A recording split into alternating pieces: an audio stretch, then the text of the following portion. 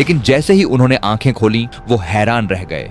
उनके पैरों के नीचे जमीन थी, ऊपर नीला आसमान था, वहां हिमालय खड़ा था, नदियां बह रही थीं, जानवर चर रहे थे, सूरज चमक रहा था। शास्त्रों में लिखा था कि प्रलय धीरे धीरे आता है, लेकिन मार्कंडेय ने उसे कहर बनकर टूटते देखा। आसमान में एक नहीं, दो नहीं, बल्कि 7 सूरज एक साथ निकल आए। यह धूप नहीं थी, यह आग थी। 7 सूर्य ने मिलकर धरती को एक जलते हुए तवे में बदल दिया। गर्मी इतनी भयानक थी कि पत्थर मोम की तरह पिघलने लगे। हिमालय की वो चोटियां जो युगों से खड़ी थी, भाप बनकर उड़ गई। मार्कंडेय पागलों की तरह दौड़े। जब वो अपने आश्रम पहुंचे तो देखा कि वहां सब कुछ वैसा ही था। उनके शिष्य हवन कर रहे थे और वेदिका पर बैठकर खुद मार्कंडेय प्रवचन दे रहे थे। दिमाग चकरा गया उनका। अगर मैं यहां हूं तो वो कौन है, और अगर वो मैं हूं तो मैं कौन हूं? बाहर जो प्रलय था वो सच था या ये दुनिया सच है? वो उस बालक के पेट में घूमते रहे।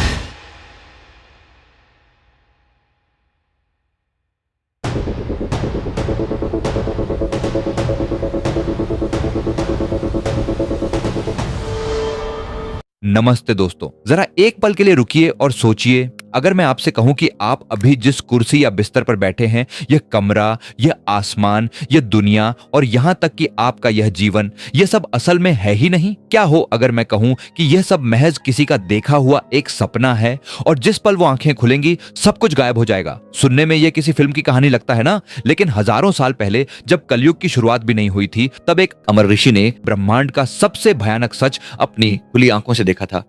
एक ऐसा सच जिसे देखकर रूह कांप जाए। तैयार हो जाइए उस महाप्रलय का गवाह बनने के लिए, जहां एक इंसान ने मौत की भीख मांगी, लेकिन बदले में उसे मिला ईश्वर का सबसे खौफनाक और अद्भुत रहस्य। यह कहानी शुरू होती है एक ऐसे अंधेरे से जो आम नहीं था।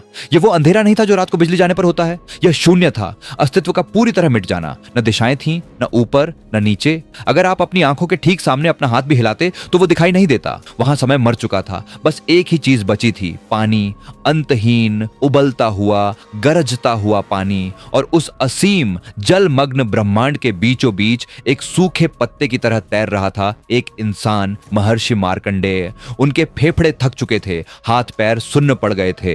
वो मरना चाहते थे, लेकिन मौत उनके पास भटक भी नहीं सकती थी। यही उनकी सबसे बड़ी विडंबना थी और यही उनका सबसे भयानक श्राप। हजारों साल पहले जब उन्होंने महादेव की घोर तपस्या करके चिरंजीवी होने का यानी अमर होने का वरदान पाया था, तब उन्होंने सपने में भी नहीं सोचा था कि अमरता का मतलब अनंत अकेलेपन की सजा भी हो सकता है। आज जब पूरी सृष्टि मिट चुकी थी, जब मौत ही एकमात्र मुक्ति थी, तब मार्कंडेय जी रहे थे। वो चिल्लाना चाहते थे, हे महादेव, अपना वरदान वापस ले लो, मुझे मार दो। लेकिन उनकी आवाज उस प्रलय के शोर में दबकर रह गई।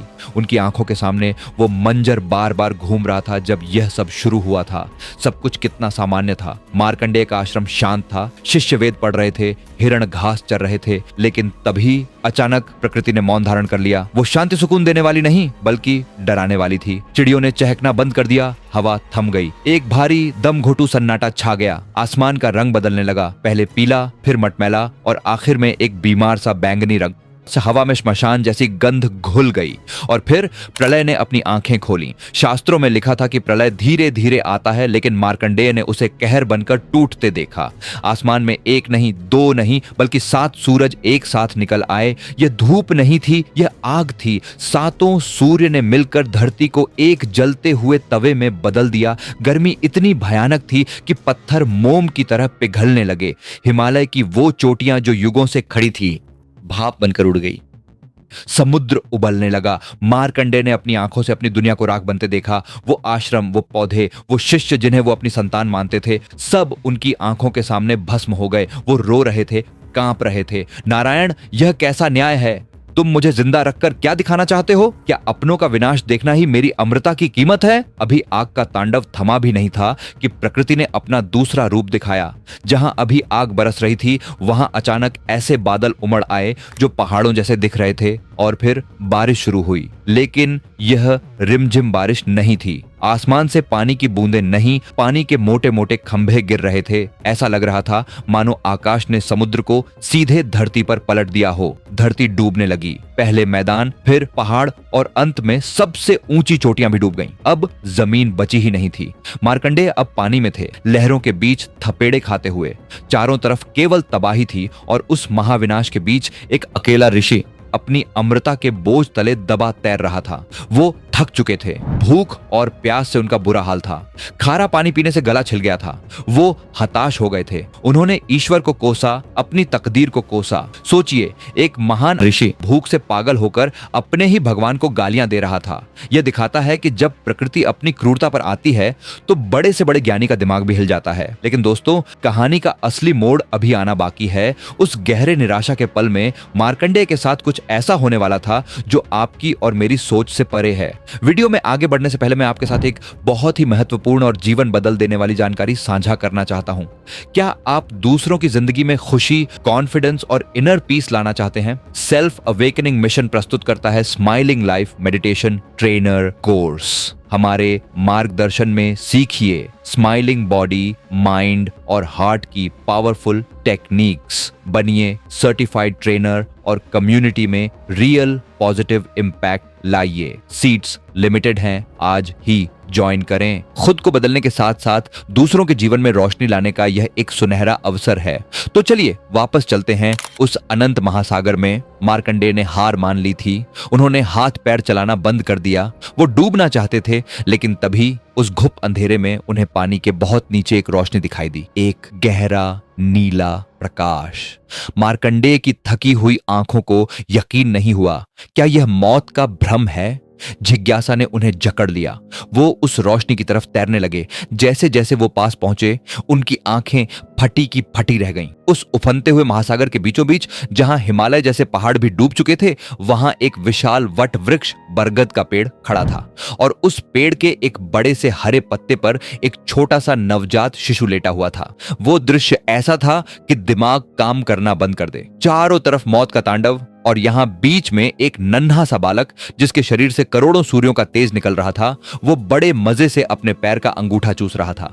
उसके चेहरे पर एक ऐसी मुस्कान थी जैसे उसे इस प्रलय से कोई फर्क ही नहीं पड़ता। मार्कंडेय, जो वेदों के ज्ञानी थे, इस दृश्य को देखकर पागल से हो गए। वो कांपते हुए उस पत्ते के पास गए और पूछा, हे देव स्वरूप बालक, तुम कौन हो? जहां सब कुछ खत्म हो गया है, वहां तुम सुरक्षित कैसे हो? बालक ने कोई जवाब नहीं दिया, बस अपनी बड़ी बड़ी आंखों से ऋषि की तरफ देखा और मुस्कुरा दिया। मार्कंडेय का अहंकार चोट खा गया। वो कुछ और पूछने ही वाले थे कि तभी एक चमत्कार हुआ। उस बालक ने सांस ली। वो कोई मामूली सांस नहीं थी, वो एक ब्रह्मांडीय बवंडर था। हवा का दबाव इतना तेज था कि मार्कंडेय एक सूखे तिनके की तरह उड़े और सीधे उस बालक के मुंह के अंदर खींचे चले गए। वो चीखते रहे लेकिन रोक नहीं पाए। वो उस नन्हे बालक के पेट के अंदर चले गए और वहां जो उन्होंने देखा उसने उनके होश उड़ा दिए। उन्हें लगा था कि वो मर जाएंगे, लेकिन जैसे ही उन्होंने आंखें खोली वो हैरान रह गए।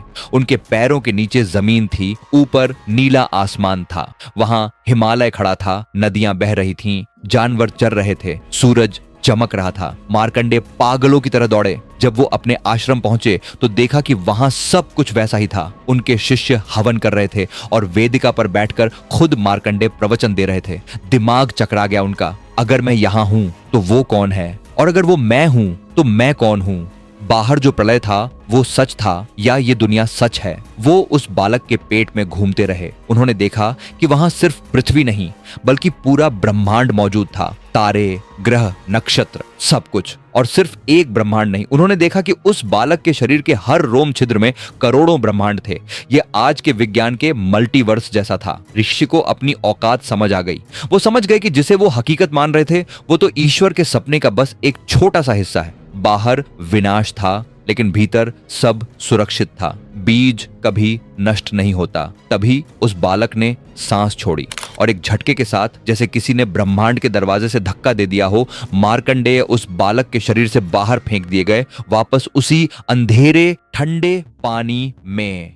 मार्कंडेय ने आंखें खोली। वही प्रलय का जल, वही वट वृक्ष और वही बालक। लेकिन मार्कंडेय के लिए अंदर सदियां बीत चुकी थीं। वो तैरकर उस बालक के पास गए और अब उनकी आंखों में सवाल नहीं, सिर्फ आंसू थे। उन्होंने अपना सिर उस बालक के नन्हे चरणों में रख दिया।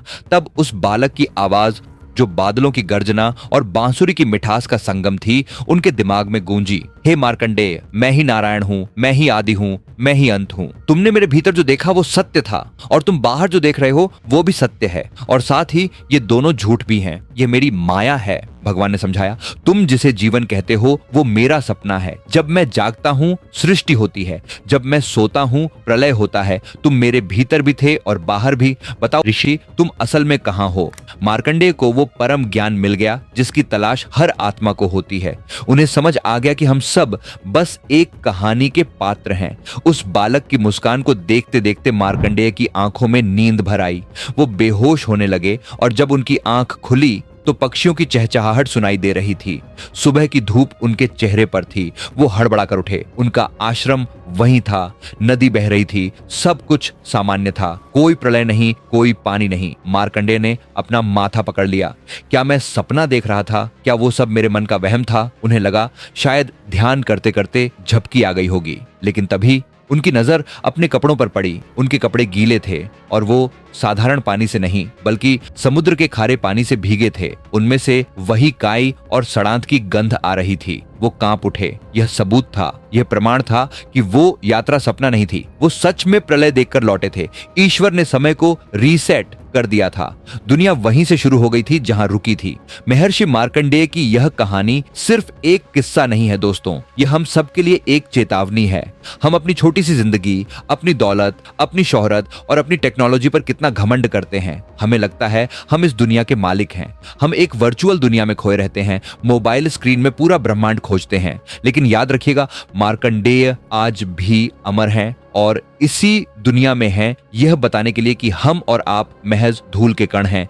जिस दिन उस परम शक्ति ने पलक झपकाई, जिस दिन उसने सांस ली, हमारा सारा सिस्टम, सारा विज्ञान, सारा अहंकार एक पल में धरा का धरा रह जाएगा। एक वायरस, एक आपदा और सब कुछ ठहर सकता है। तो अगली बार जब आपको अपने होने पर घमंड हो, तो उस वट वृक्ष के पत्ते पर लेटे उस बालक को याद कर लीजिएगा, जिसकी एक सांस आपको दुनिया में लाती है और दूसरी सांस आपको शून्य में मिला सकती है, क्योंकि अंत में सत्य केवल वही है। बाकी सब बस एक माया है। आशा करता हूं कि यह वीडियो आपको पसंद आई होगी। वीडियो पसंद आई तो वीडियो को लाइक करें और कमेंट करना ना भूलें। और अगर आप हमारे चैनल पे नए हैं तो हमारे चैनल को अभी सब्सक्राइब कर लीजिए। धन्यवाद।